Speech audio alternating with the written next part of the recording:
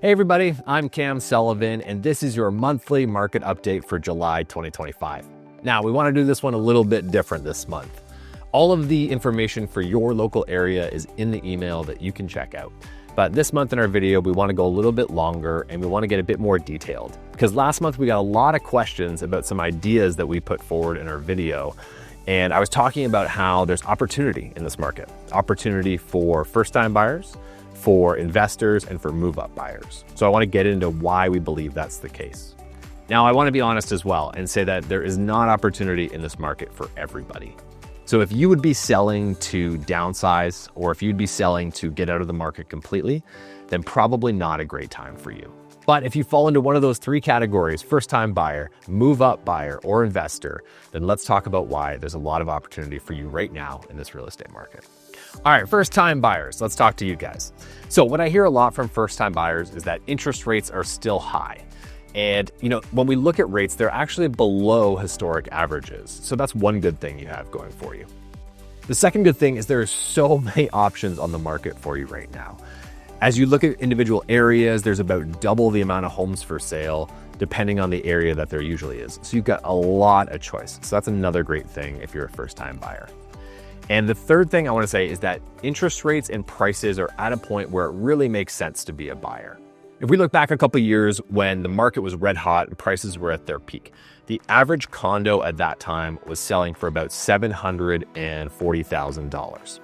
Now, prices have dropped about 19% since that time, so the average condo now is selling for about $600,000. So a lot of buyers have said to me, hey, it's great that prices are down, but interest rates still feel high.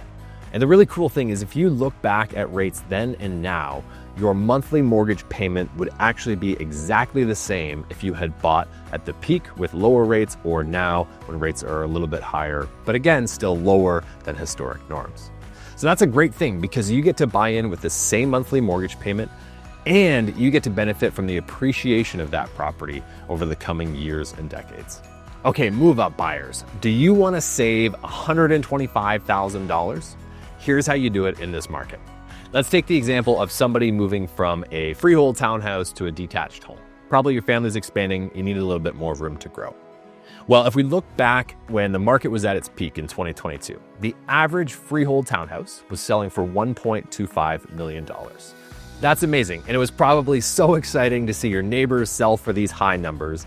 And today, the average freehold townhouse is selling for $925,000. Less exciting. However, let's remember what you're moving to.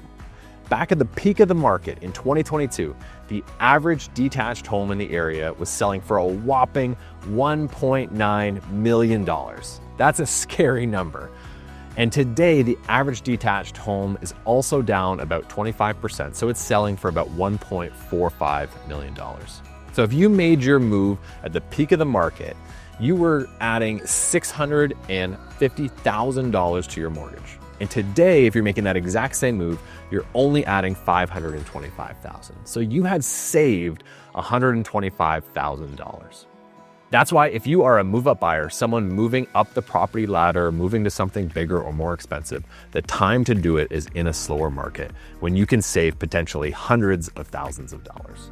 All right, last but not least, investors. Let's talk about your opportunity in this market. And I want to use a real life example.